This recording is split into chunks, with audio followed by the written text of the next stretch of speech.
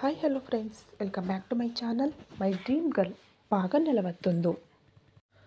Door ತೆರೆದು ನೋಡಿದ ಸಾಹಿಗೆ ತಂದೆ ಮಗಳಿಬ್ಬರ ನಗು ಒಂದೇ ರೀತಿ ಬೆಳದಿಂಗಳು ಸುರಿದಷ್ಟು ಸುಂದರವಾಗಿ ಇರುವುದನ್ನು ಕಂಡು ಹಾಗೆ ನೋಡುತ್ತಲೇ ನಿಂತು ಬಿಟ್ಟಳು. ಸಾಹಿ ಹಿಂದೆಯೇ ಬಂದ ಕೌಸಲ್ಯ ಅಮ್ಮನವರು ಸಾಹಿ ಡೋರ್ ಬಳಿಯೇ ನಿಂತು ಬಿಟ್ಟಿರುವುದನ್ನು ನೋಡಿ, ಏನಮ್ಮ ಇಲ್ಲೇ ನಿಂತು ಬಿಟ್ಟಿದ್ದೀಯಾ ಎಂದು ಕೇಳಿದಾಗ, ಆಗ ತಾರಕ್ ಮತ್ತು ಕ್ಯೂಟಿ ನೋಡಿದರು ಮತ್ತು ಸಾಹಿ ಅದೇನಿಲ್ಲ ಆಂಟಿ ಎಂದು ಸಾಹಿ ಹೇಳುತ್ತಿದ್ದಾಗ, ಮಮ್ಮಿ ಇತ್ತ ನೋಡು, ನನ್ನ ಕಾರ್ ಸೂಪರ್ ಇದೆ ಅಲ್ವಾ ಎಂದು ಕರೆಯುತ್ತಿದ್ದ ಮಗಳನ್ನು ನೋಡುತ್ತಾ, ಹಾಂ ತುಂಬ ಚೆನ್ನಾಗಿದೆ ಕ್ಯೂಟಿ ಎಂದು ನಗುತ್ತಾ ಅಲ್ಲೇ ನಿಂತರೆ, ಮಮ್ಮಿ ನೀನು ಬಾ ಎಂದಳು. ನಾನೇಕೆ ಕ್ಯೂಟಿ, ನೀನು ಆಟ ಆಡು ಎಂದು ಹಿಂದಿರುಗಲು ಹೊರಟಾಗ ಒಂದೇ ಸಲಕ್ಕೆ ಸಾಹಿಯ ಬಳಿ ಬಂದು, ನನ್ನ ಮಗಳು ಇಷ್ಟು ಮುದ್ದಾಗಿ ಕರೆಯುತ್ತಿದ್ದಾಳೆ, ಹೋಗಿ ಬಿಡ್ತೀಯಾ ಎಂದು ರೂಮ್ನೊಳಗೆ ಎಳೆದುಕೊಂಡು ಹೋದನು ತಾರಕ್. ಇದೇನು ಬಿಡು, ನೀವು ಆಟ ಆಡುತ್ತಿದ್ದೀರಲ್ಲ ಸಾಲದೆ, ಇನ್ನು ನಾನೇಕೆ ಎಂದು ಹೋಗಲು ಒದ್ದಾಡುತ್ತಿದ್ದಾಗೆ ಕ್ಯೂಟಿ ಕಾರ್ ತೆಗೆದುಕೊಂಡು ಬಂದು ಮತ್ತೆ ಸಾಹಿತ್ಯಗೆ ಕೂಡ ಡ್ಯಾಶ್ ಕೊಟ್ಟಳು. ಹೇ ಮಮ್ಮಿ ನೀನು ಔಟ್ ಎಂದು ಕೂಗುತ್ತಿದ್ದ ಕ್ಯೂಟಿಯ ನಗುವನ್ನು ನೋಡುತ್ತಾ ಕೌಸಲ್ಯ ಅಮ್ಮನವರು, ಪರವಾಗಿಲ್ಲ ಅಮ್ಮ, ನೀನು ಕೂಡ ಸ್ವಲ್ಪ ಹೊತ್ತು ಕ್ಯೂಟಿ ಜೊತೆ ಆಟ ಆಡು ಎಂದು ಹೇಳಿ ತಾವು ಡಿನ್ನರ್ ಏರ್ಪಾಡುಗಳನ್ನು ನೋಡಲು ಕೆಳಗೆ ಹೋದರು. ಹಾಗೆ ಸಾಹಿತ್ಯ ತಾರಕ್ ಮಗಳೊಂದಿಗೆ ಆಡುತ್ತಾ ಸಮಯ ಮರೆತರು. ಸುಮಾರು 2 ಗಂಟೆಗಳ ನಂತರ ಕೌಸಲ್ಯ ಅಮ್ಮನವರು ಬಂದು ಡಿನ್ನರ್ ರೆಡಿ ಎಂದು ಹೇಳಿದಾಗ, ಆಗ ಸಮಯ ನೋಡಿಕೊಂಡ ಸಾಹಿತ್ಯ, ಅಯ್ಯಯ್ಯೋ ಇಷ್ಟು ಲೇಟ್ ಆಯ್ತಾ ಎಂದು ಮನಸ್ಸಿನಲ್ಲಿ ಅಂದುಕೊಂಡು, ಸಾರಿ ಆಂಟಿ, ಎಲ್ಪ್ ಮಾಡಲು ಆಗಲಿಲ್ಲ ಎಂದಳು. ಚೇಚೆ, ಅದಕ್ಕೆಲ್ಲ ಸಾರಿ ಏಕೆ, ನಾನೇನು ಅಲ್ಲಿ ಅಡುಗೆ ಮಾಡಿದೆನಾ, ಹತ್ತಿರ ನಿಂತು ಮೈನಿಂದ ಮಾಡಿಸಿದ್ದೇನೆ ಅಷ್ಟೇ ಅಲ್ವಾ, ಬನ್ನಿ ಡಿನ್ನರ್ ಮಾಡೋಣವಂತೆ, ಅಸಲಿಗೆ ಈಗಾಗಲೇ ತುಂಬ ಲೇಟ್ ಆಗಿದೆ, ಮತ್ತೆ ಕ್ಯೂಟಿಗೆ ನಿದ್ರೆ ಬಂದರೆ ತಿನ್ನದೆಯೇ ಮಲಗಿಬಿಡುತ್ತಾಳೆ ಎಂದಾಗ, ಆ ನಂತರ ಎಲ್ಲರೂ ಸೇರಿ ಡಿನ್ನರ್ ಮಾಡುತ್ತಾ ಕ್ಯೂಟಿಗೆ ಕೂಡ ಆಸೆಯಿಂದ ತಿನ್ನಿಸಿದರು. ತಾರಕ್, ಕೌಸಲ್ಯ, ಶ್ರೀರಾಮ್ ಅವರು. ಇಲ್ಲಿ ಎಲ್ಲರೂ ಕ್ಯೂಟಿಯನ್ನು ಅಷ್ಟು ಪ್ರೀತಿಯಿಂದ ಅಕ್ಕರೆಯಿಂದ ನೋಡುತ್ತಿರುವುದನ್ನು ನೋಡಿದ ಸಾಹಿಗೆ ಕೂಡ ತುಂಬ ಇಷ್ಟವಾಯಿತು. ನಿಜವಾಗಿ ಹೇಳಬೇಕೆಂದರೆ ತನಗೆ ಕೌಸಲ್ಯ ಅಮ್ಮನವರು ತೋರಿಸುವ ಪ್ರೀತಿ ಕೂಡ ಬಹಳ ಇಷ್ಟವಾಯಿತು. ಹೊರಗೆ ಹೇಳಿದರೆ ಎಲ್ಲಿ ತಾರಕ್ ವಿಷಯದಲ್ಲಿ ತಾನು ಸೋತಂತೆ ಆಗುತ್ತದೆಯೋ ಎಂದು ಹೊರಗೆ ಹೇಳುತ್ತಿಲ್ಲ ಸಾಹಿ. ಗಂಟೆಯ ನಂತರ ಡಿನ್ನರ್ ಕಂಪ್ಲೀಟ್ ಆದ ಕೂಡಲೇ ತಾರಕ್ ಸಾಹಿ ಮತ್ತು ಕ್ಯೂಟಿಯನ್ನು ಕರೆದುಕೊಂಡು ಹೊರಟಾಗ ಕ್ಯೂಟಿಗೆ ಆ ಮನೆ ತುಂಬ ಇಷ್ಟವಾಗಿದ್ದರಿಂದ ಅಲ್ಲಿಂದ ಹೋಗಲು ಇಷ್ಟವಿಲ್ಲದೆ ಡಲ್ಲಾಗಿ ಮುಖ ಮಾಡಿದಳು. ಕ್ಯೂಟಿ ಅಲ್ಲಿಯವರೆಗೆ ನಗು ಚೆಲ್ಲುತ್ತಿದ್ದ ಮಗಳ ಮುಖ ಹಾಗೆ ಬೇಸರಗೊಂಡಿದ್ದರಿಂದ ಸಾಹಿಗೂ ಕೂಡ ಬೇಸರವಾಯಿತು. ಆದರೆ ಅನಿವಾರ್ಯವಾಗಿ ಅಲ್ಲಿಂದ ಹೊರಟರು ತಾರಕ್ ಅವರು. ಕಾರ್ನಲ್ಲಿ ಕುಳಿತ ಕೂಡಲೇ ಸ್ವಲ್ಪ ಹೊತ್ತಿನವರೆಗೆ ಕ್ಯೂಟಿ ಡಲ್ ಆಗಿದ್ದರಿಂದ ಸಾಹಿ ಕೂಡ ಸೈಲೆಂಟಾಗಿ ಉಳಿದಳು. ತಾರಕ್ ಅವರಿಬ್ಬರನ್ನು ಮಾತನಾಡಿಸುತ್ತಾ, ಏಂಜಲ್, ಐಸ್ ಕ್ರೀಮ್ ತಿನ್ನೋಣವೇ ಎಂದನು. ಐಸ್ ಕ್ರೀಮ್ ಎಂದು ಚಪ್ಪಾಳೆ ತಟ್ಟುತ್ತಿದ್ದಳು ಬೆಳಗುತ್ತಿದ್ದ ನೋಟದೊಂದಿಗೆ.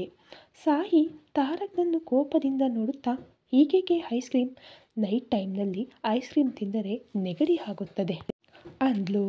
ಸಾಹಿಯ ಮಾತಿಗೆ ಕ್ಯೂಟಿ ಅಳುಮುಖ ಮಾಡಿ ತಂದೆಯನ್ನು ನೋಡುತ್ತಿದ್ದಾಗ ತಾರಕ್ ಮಾತ್ರ ನಾಲಿಗೆ ಹೊರಹಾಕಿ ಅಣುಕಿಸಿ, ನಾವು ತಿನ್ನೋಣ ಏಂಜಲ್ ಎಂದು ಸಾಹಿಯ ಮಾತನ್ನು ಸ್ವಲ್ಪವೂ ಲೆಕ್ಕಿಸದೆ ಐಸ್ ಕ್ರೀಮ್ ಪಾರ್ಲರ್ ಮುಂದೆ ಕಾರ್ ನಿಲ್ಲಿಸಿದನು.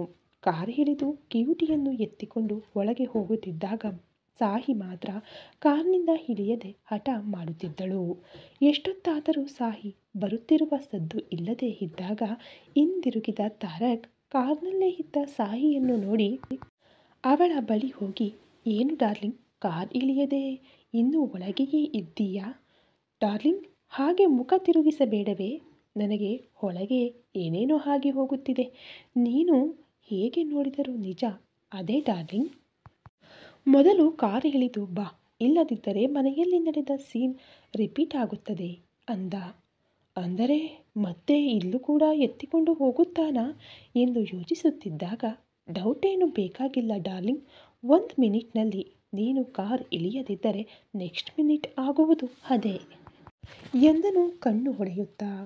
ಇವನು ಎತ್ತಿಕೊಂಡು ಹೋದರೂ ಆಶ್ಚರ್ಯವಿಲ್ಲ ಎಂದುಕೊಂಡು ತಕ್ಷಣವೇ ಕಾರ್ ಇಳಿದಳು ಸಾಹಿ. ಮೂವರು ಹೋಗಿ ಒಂದು ಟೇಬಲ್ ಬಳಿ ಕುಳಿತರೆ ತಾರಕ್ ಮಗಳಿಗಾಗಿ ಕ್ಯೂಟಿಗೆ ಇಷ್ಟವಾದ ಫ್ಲೇವರ್, ಸಾಹಿಗಾಗಿ ತಾರಕ್ಗೆ ಇಷ್ಟವಾದ ಫ್ಲೇವರ್ ತೆಗೆದುಕೊಂಡು ಬಂದನು. ಅಂದರೆ ಸಾಹಿಯ ಇಷ್ಟಗಳು ಇನ್ನೂ ತಾರಕ್ಗೆ ತಿಳಿದಿಲ್ಲ ಅಲ್ವಾ?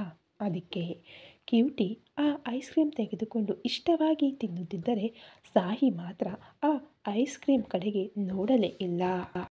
ತನ್ನ ತೊಡೆಯ ಮೇಲೆ ಇದ್ದ ಕ್ಯೂಟಿಯನ್ನು ಟೇಬಲ್ ಮೇಲೆ ಕೂರಿಸಿ, ನೀನು ತಿನ್ನುತ್ತಿರು ಏಂಜಲ್ ಎಂದು ಹೇಳಿ ಸಾಹಿ ಪಕ್ಕಕ್ಕೆ ಬಂದು ಕುಳಿತುಕೊಂಡು, ಏನು ಡಾರ್ಲಿಂಗ್, ಐಸ್ ಕ್ರೀಮ್ ತಿನ್ನುತ್ತಿಲ್ಲ? ಅದು ನನಗೆ ತುಂಬ ಇಷ್ಟವಾದ ಫ್ಲೇವರ್. ನಿನ್ನ ಟೇಸ್ಟ್ ನನಗೆ ಗೊತ್ತಿಲ್ಲ ಅಲ್ವಾ? ಅದಕ್ಕೆ ನನಗಿಷ್ಟವಾದ ಫ್ಲೇವರ್ ತಂದೆನು, ತಿನ್ನು ಎಂದನು. ಸಾಹಿ ಕೋಪದಿಂದ ನೋಡುತ್ತಾ, ಕನಿಷ್ಠ ನನ್ನ ಇಷ್ಟಗಳು ಕೂಡ ಗೊತ್ತಿಲ್ಲ, ಆದರೆ ನನಗೆ ನೀನು ಗಂಡ ಜೆ ಎಂದು ನಿನಗೆ ಇಷ್ಟವಾದದ್ದನ್ನು ನಾನು ತಿನ್ನಬೇಕೇ ಎಂದು ತಿರಸ್ಕಾರದಿಂದ ನೋಟ ತಿರುಗಿಸಿದರೆ, ಡಾರ್ಲಿಂಗ್, ನಿನಗೆ ನಾನು ಮೊದಲೇ ಹೇಳಿದ್ದೇನೆ, ನಾನು ಯಾರನ್ನೋ ಲವ್ ಎಂದು ಫ್ಲರ್ಟ್ ಮಾಡುತ್ತಾ ಅವರ ಸುತ್ತಲೂ ಸುತ್ತಿ ಅವರ ಇಷ್ಟಾನಿಷ್ಟಗಳು ತಿಳಿದುಕೊಂಡು ನನ್ನ ಇಷ್ಟಗಳಾಗಿ ಮಾರ್ಪಡಿಸಿಕೊಂಡು ನೀನೆಂದರೆ ನನಗೆ ಇಷ್ಟ, ನೀನೇ ನನ್ನ ಪ್ರಾಣ ಎನ್ನುವ ಟೈಪಲ್ಲ ಎಂದು. ನಿನ್ನನ್ನು ಕೂಡ ಮದುವೆ ಮಾಡಿಕೊಂಡು ಜೊತೆಗಿದ್ದೇನೆ ಅಂದರೆ ಅದು ಕೇವಲ ನನ್ನ ಮಗಳಿಗಾಗಿ ಮಾತ್ರ. ನನ್ನ ಮಗಳು ನನ್ನೊಂದಿಗೆ ಇರಬೇಕೆಂದರೆ ನೀನು ಕೂಡ ಇದ್ದೇ ತೀರಬೇಕು. ಅದಕ್ಕೆ ನಿನ್ನನ್ನು ಮದುವೆ ಮಾಡಿಕೊಂಡಿದ್ದೇನೆ. ಆದರೆ ನನ್ನಿಂದ ನಿನ್ನ ಲೈಫ್ನಲ್ಲಿ ತುಂಬ ಸಫರ್ ಆಗಿದ್ದೀಯಾ ಎಂದು ಮಾತ್ರ ನಿನ್ನ ಮೇಲೆ ಸ್ವಲ್ಪ ಸಾಫ್ಟ್ ಕಾರ್ನರ್ ಇದೆ. ಅದಕ್ಕಾಗಿ ನಿನ್ನ ಬಗ್ಗೆ ಪೂರ್ತಿಯಾಗಿ ತಿಳಿದುಕೊಳ್ಳಬೇಕಾದ ಅವಶ್ಯಕತೆ ನನಗೇನೂ ಇಲ್ಲ. ಆದರೆ ನೀನು ನನ್ನೊಂದಿಗೆ ಇದ್ದರೆ ಎಂಟರ್ಟೈನ್ ಆಗಿ ಇರುತ್ತದೆ. I like your presence, thoughts ಎಂದನು. ತಾರಕ್ ಹೇಳಿದ್ದನ್ನೆಲ್ಲ ಕೇಳಿದ ಸಾಹಿ ಯೋಚನೆಯಲ್ಲಿ ಮುಳುಗಿದಳು. ಈ ಮಧ್ಯೆ ಸಾಹಿಯ ಐಸ್ ಕ್ರೀಮ್ ಕರಗಿತು, ಕ್ಯೂಟಿಯ ಐಸ್ ಕ್ರೀಮ್ ಮುಗಿಯಿತು.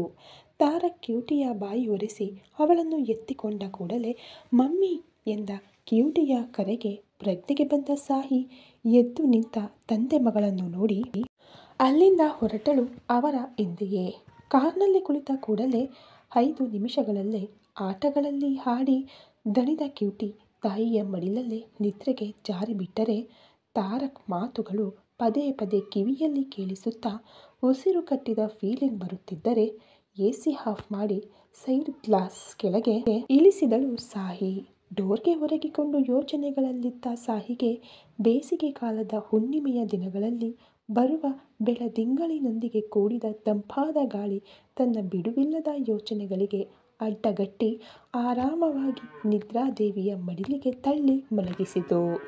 ಅರ್ಧ ಗಂಟೆಯ ನಂತರ ತಲುಪಬೇಕಾದ ಗಮ್ಯವನ್ನು ತಲುಪಿದ ತಾರಕ್ ಕಾರ್ ನಿಲ್ಲಿಸಿ ತಲೆ ತಿರುಗಿಸಿದಾಗ ಡೋರ್ಗೆ ಹೊರಗಿಕೊಂಡು ಆರಾಮವಾಗಿ ನಿದ್ರಿಸುತ್ತಿದ್ದ ಸಾಹಿಯನ್ನು ಕಾಡುತ್ತಿದ್ದವು ಅವಳ ಹಣೆಯ ಮೇಲೆ ಬಿದ್ದಿದ್ದ ಮುಂಗುರುಳು. ಅವುಗಳ ದೊಡ್ಡತನಕ್ಕೆ ಹಣೆಯನ್ನು ಸುಕ್ಕುಗಟ್ಟಿಸುತ್ತಲೇ ಮಡಿಲಲ್ಲಿ ನಿದ್ರಿಸುತ್ತಿದ್ದ ಮಗಳನ್ನು ಗಟ್ಟಿಯಾಗಿ ಹಿಡಿದುಕೊಂಡಿದ್ದಾಳೆ ಸಾಹಿ. ಅದನ್ನು ನೋಡುತ್ತಿದ್ದ ತಾರಕ್ ಸೀಟ್ ಬೆಲ್ಟ್ ತೆಗೆದು ಮೆಲ್ಲಗೆ ಸಾಹಿ ಬಳಿ ಹೋಗಿ ತನ್ನ ಬೆರಳುಗಳಿಂದ ಅವಳನ್ನು ಕಾಡುತ್ತಿದ್ದ ಕೂದಲನ್ನು ಕಿವಿಯ ಹಿಂದಕ್ಕೆ ಸರಿಸಿ, ಬೆಳದಿಂಗಳ ಬೆಳಕಿನಲ್ಲಿ ಅವಳ ಮುಖ ಮತ್ತಷ್ಟು ಬೆಳಗುತ್ತಿದ್ದರೆ ಇಷ್ಟದಿಂದ ಅವಳ ಹಣೆಯ ಮೇಲೆ ತುಟಿಗಳನ್ನು ಒತ್ತಿ ತನ್ನ ಮಡಿಲಲ್ಲಿರುವ ಕ್ಯೂಟಿಯನ್ನು ಆಕಾಶದಲ್ಲಿ ಚೆಂದಿರ ಜಾರಿ ತನ್ನ ಮಗಳ ರೂಪದಲ್ಲಿ ಹುಟ್ಟಿದ್ದಾಳೇನೋ ಎಂಬಷ್ಟು ಮುದ್ದಾಗಿದೆ ಆ ಪುಟಾಣಿಯ ಮುಖ. ಅವಳಿಗೂ ಕೂಡ ಇಷ್ಟವಾಗಿ ಬೆರಳು ಮುರಿದು ಮುತ್ತುಗಳನ್ನು ಕೊಟ್ಟು ಸಾಹಿಗೆ ತೊಂದರೆಯಾಗದಂತೆ ಡೋರ್ನಿಂದ ಸೀಟ್ಗೆ ತಲೆಯನ್ನು ಆನಿಸಿ ಕಾರ್ ಇಳಿದು ಅವರ ಕಡೆಗೆ ಬಂದು ಡೋರ್ ಓಪನ್ ಮಾಡಿಕೊಂಡು ಇಬ್ಬರಿಗೂ ಸ್ವಲ್ಪವೂ ಡಿಸ್ಟರ್ಬ್ ಆಗದಂತೆ ಒಟ್ಟಿಗೆ ಇಬ್ಬರನ್ನು ಹಾಗೆಯೇ ಎತ್ತಿಕೊಂಡು ಅವರ ಮನೆಯ ಕಡೆಗೆ ಹೋದನು. ಅಂದರೆ ನಾನು ಈ ಮೊದಲು ಹೇಳಿದ್ದೇನೆ, ಸಾಹಿ ಅವರು ವಾಸಿಸುತ್ತಿರುವ ಮನೆಯ ಗಲ್ಲಿಗೆ ಕಾರ್ ಹೋಗುವುದಿಲ್ಲ ಎಂದು. ಗಲ್ಲಿಯ ಕೊನೆಯಲ್ಲಿ ಕಾರ್ ನಿಲ್ಲಿಸಿ ಒಳಗೆ ಹೋಗಬೇಕು ಎಂದು. ತಾರಕ್ ಗೇಟ್ ಬಳಿ ಹೋಗುತ್ತಿದ್ದಂತೆ ಅಂಗಳದಲ್ಲಿ ಇವರಿಗಾಗಿ ಎದುರು ನೋಡುತ್ತಿದ್ದ ಸುಮಿತ್ರಾ ಅವರು ಇಬ್ಬರನ್ನು ಒಟ್ಟಿಗೆ ಎತ್ತಿಕೊಂಡು ಬರುತ್ತಿರುವ ಅಳಿಯನನ್ನು ನೋಡಿ ಗೇಟ್ ಹೊರಗೆ ಹೋಗಿ ಗೇಟ್ ಓಪನ್ ಮಾಡಿ, ಅಯ್ಯಯ್ಯೋ ಇದೇನು ಅಳಿಯಂದ್ರೆ, ಕ್ಯೂಟಿ ಅಂದರೆ ಸರಿ, ಇವಳನ್ನಾದರೂ ನಿದ್ರೆಯಿಂದ ಎಬ್ಬಿಸಬೇಕಿತ್ತು ಅಲ್ವಾ ಎನ್ನುತ್ತಿದ್ದರೆ ಕಣ್ಣುಗಳಿಂದಲೇ ಮಾತನಾಡಬೇಡಿ ಎಂದು ತಡೆದು ಒಳಗೆ ಕರೆದುಕೊಂಡು ಹೋದನು ತಾರಕ್. ಗೇಟ್ ಹಾಕಿ ಬಂದ ಸುಮಿತ್ರಾ ಕ್ಯೂಟಿಯನ್ನು ತೆಗೆದುಕೊಂಡು ತನ್ನ ರೂಮ್ಗೆ ಹೋಗಿಬಿಟ್ಟರೆ ಸಾಹಿಯನ್ನು ಹಾಗೆಯೇ ಎತ್ತಿಕೊಂಡು ಅವರ ರೂಮ್ಗೆ ಹೋಗಿ ಬೆಡ್ ಮೇಲೆ ಮಲಗಿಸಿದನು ತಾರಕ್. ನಂತರ ಅವನು ಕೂಡ ಡ್ರೆಸ್ ಚೇಂಜ್ ಮಾಡಿಕೊಂಡು ಅವಳ ಪಕ್ಕಕ್ಕೆ ಬಂದು ಸಾಹಿಯನ್ನು ಹತ್ತಿರಕ್ಕೆ ಎಳೆದುಕೊಂಡು ಅವನಿಗೆ ಎದುರಾಗಿ ಅವಳನ್ನು ಮಲಗಿಸಿಕೊಂಡು, ಏಕೋ ಡಾರ್ಲಿಂಗ್, ನಿನ್ನನ್ನು ದೂರ ಇಡಲು ಆಗುತ್ತಿಲ್ಲ. ನೀನು ಎಷ್ಟು ಬೈದರೂ ನನಗೆ ಸ್ವಲ್ಪವೂ ಕೋಪ ಬರುತ್ತಿಲ್ಲ. ನೀನು ನನ್ನನ್ನು ಬಿಟ್ಟು ಹೋಗುತ್ತೀಯಾ ಎಂಬ ಯೋಚನೆಯೇ ಸಹಿಸಲಾಗುತ್ತಿಲ್ಲ. ನನ್ನ ಪ್ರಮೇಯವಿಲ್ಲದೆ ಆದ ತಪ್ಪಿಗೆ ನೀನು ನನ್ನನ್ನು ನಿಂದಿಸುತ್ತಿದ್ದರೂ ಸಹ ನಿನ್ನ ಮೇಲೆ ಕೋಪ ತೋರಿಸಲು ಆಗುತ್ತಿಲ್ಲ. ನಿನ್ನ ಕೋಪದಲ್ಲಿ ನ್ಯಾಯವಿದ್ದರೂ ನೀನು ದೂರ ಹೋಗಬೇಕೆಂದರೆ ಮಾತ್ರ ನಾನು ಒಪ್ಪುವುದಿಲ್ಲ. ಮದುವೆಯಾದರೆ ನೀನು ನನ್ನ ಮಗಳು ನನ್ನ ಹತ್ತಿರವೇ ಇರುತ್ತೀರಿ ಎಂಬ ಸ್ವಾರ್ಥದಿಂದ ಮದುವೆ ಮಾಡಿಕೊಂಡೆ. ನನ್ನ ಮುಂದೆ ಒಬ್ಬರು ಗಟ್ಟಿಯಾಗಿ ಮಾತನಾಡಿದರೆ ಸಹಿಸಲಾಗದ ನಾನು ನಿನ್ನ ಮುಂದೆ ಮಾತ್ರ ಏಕೆ ಹೀಗೆ ಇದ್ದು ಬಿಡುತ್ತೇನೆ ಎಂಬುದು ಮಾತ್ರ ಅರ್ಥವಾಗುತ್ತಿಲ್ಲ.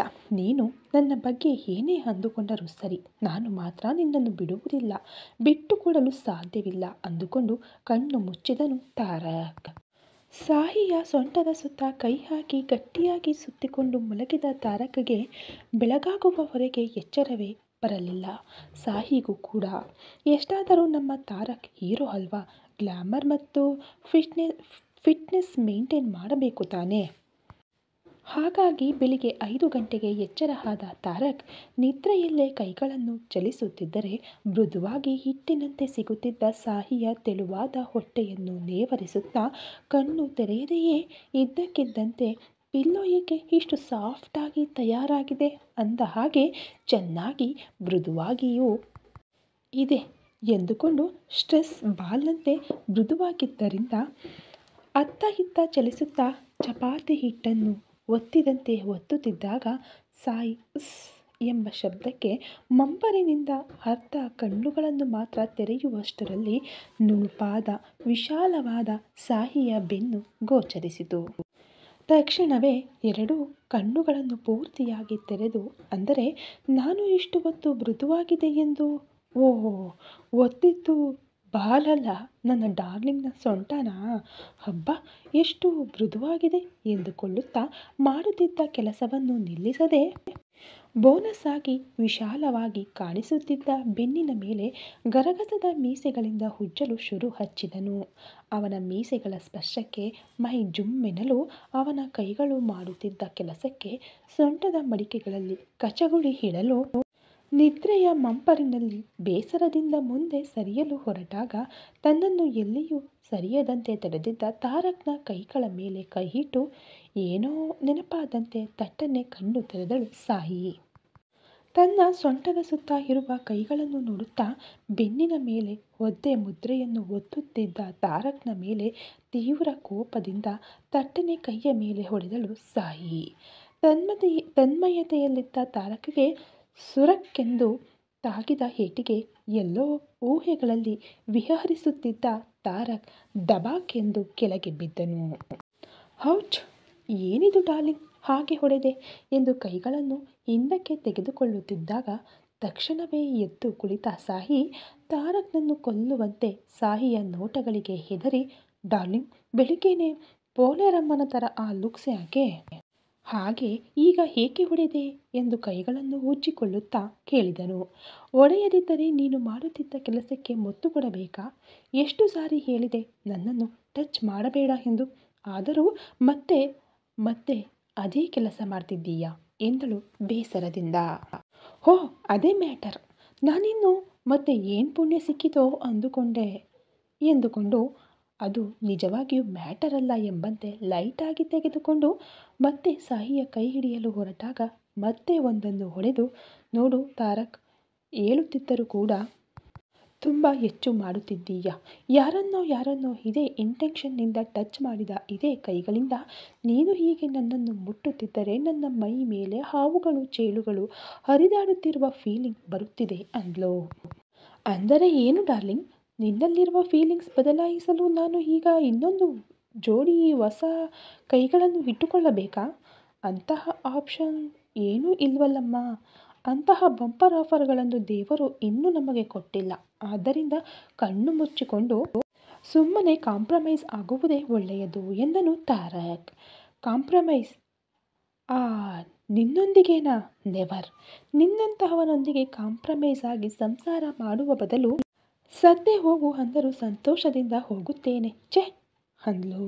ಆ ಮಾತನ್ನು ಕೇಳಿದ ಕೂಡಲೇ ತಾರಕ್ ಕೋಪದಿಂದ ಸಾಹಿತ್ಯಳ ಕೆನ್ನೆಯನ್ನು ಗಟ್ಟಿಯಾಗಿ ಒತ್ತಿ ಹಿಡಿದು, ಏನೇ ಸುಮ್ಮನಿದ್ದೇನೆ ಎಂದು ತುಂಬ ಹೆಚ್ಚು ಮಾತನಾಡ್ತಾ ಇದ್ದೀಯಾ? ನೀನು ಹೌದೆಂದರೂ ಇಲ್ಲವೆಂದರೂ ಈ ಜನ್ಮಕ್ಕೆ ನಾನೇ ನಿನ್ನ ಗಂಡ, ನೀನೇ ನನ್ನ ಹೆಂಡತಿ. ಇದು ಫಿಕ್ಸ್ ಆಗಿಬಿಡು ಡಾರ್ಲಿಂಗ್ ಎಂದು ಹೇಳುತ್ತಾ ಅವನು ಕೆನ್ನೆಗಳನ್ನು ಎರಡೂ ಒತ್ತಿ ಹಿಡಿದಿದ್ದರಿಂದ ಮೀನಿನಂತೆ ಮುಂದೆ ಬಂದ ತುಟಿಗಳನ್ನು ನೋಡಿ ಮತ್ತೆ ರೊಮ್ಯಾಂಟಿಕ್ ಮೂಡ್ಗೆ ಹೋಗಿ ಆ ತುಟಿಗಳ ಮೇಲೆ ಚಿಕ್ಕದಾಗಿ ಪೆಗ್ ಕೊಟ್ಟು ಕಣ್ಣು ಹೊಡೆದನು ತಾರಕ್. ಅಲ್ಲಿಯವರೆಗೆ ಸೀರಿಯಸ್ ಮೂಡ್ನಲ್ಲಿದ್ದ ತಾರಕ್ ಮತ್ತೆ ಹಾಗೆ ಮಾಡಿದ್ದರಿಂದ ಫಸ್ಟ್ ಸ್ಟನ್ಗೆ ಹೋಗಿ ಆ ಎಂದು ಕೂಗುತ್ತಾ ತಾರಕ್ನನ್ನು ದೂರ ತಳ್ಳಿ ಬೆಡ್ ಇಳಿದು ಕೋಪದಿಂದ ಹೊರಟು ಹೋದಳು ಸಾಹಿ.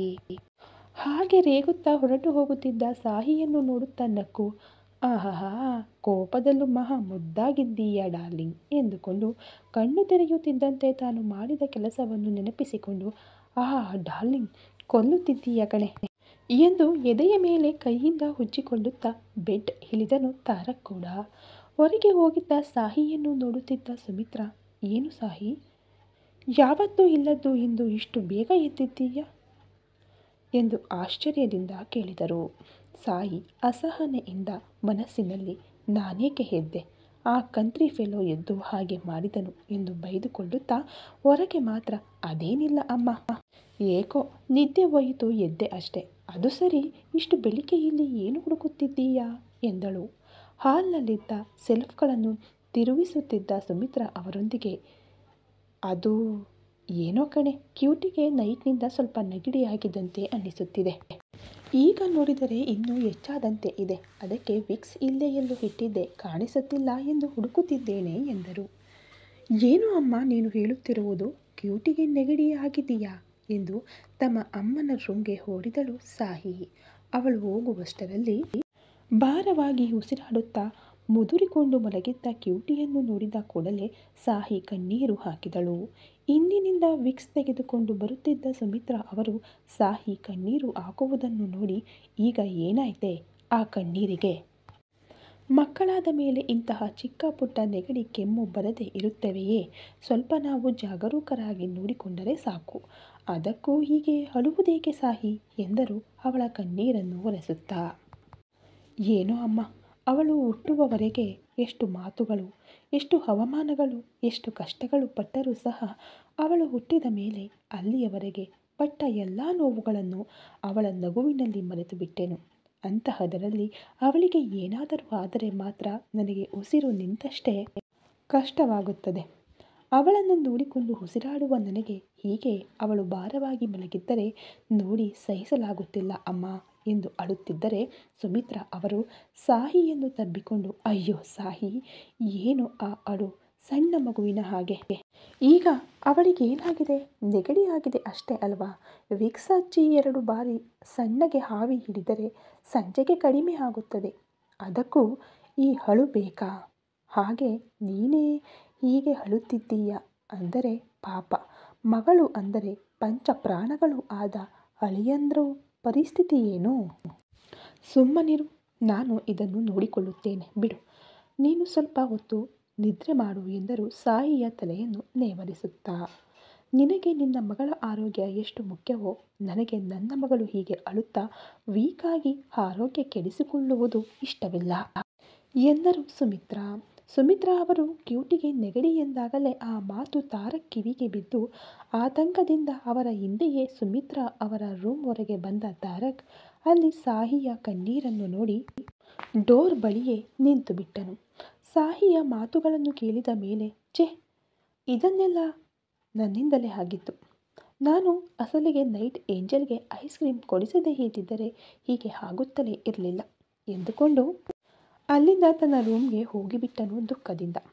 ಪಾಪ ಸಾಹಿ ನನ್ನಿಂದ ಜೀವನದಲ್ಲಿ ಸರ್ವಸ್ವ ಕಳೆದುಕೊಂಡರೂ ಕನಿಷ್ಠ ಕ್ಯೂಟಿಯನ್ನು ನೋಡಿಕೊಂಡು ಬದುಕುತ್ತಿದ್ದಾಳೆ. ಅಂತಹದ್ರಲ್ಲಿ ನನ್ನ ಮಗಳು ಎಂದು ನಾನು ಅವಳನ್ನು ಇನ್ನೂ ದುಃಖಪಡಿಸುತ್ತಿದ್ದೇನೆ. ಇಲ್ಲ ಸಾಹಿ, ನಿನ್ನನ್ನು ಎಂದಿಗೂ ನನ್ನಿಂದ ದೂರ ಆಗಲು ಬಿಡಬಾರದು. ಇಲ್ಲಿಯೇ ಇದ್ದರೆ ನನ್ನ ಬಗ್ಗೆ ಅವಳ ಅಭಿಪ್ರಾಯ ಎಂದಿಗೂ ಬದಲಾಗುವುದಿಲ್ಲ.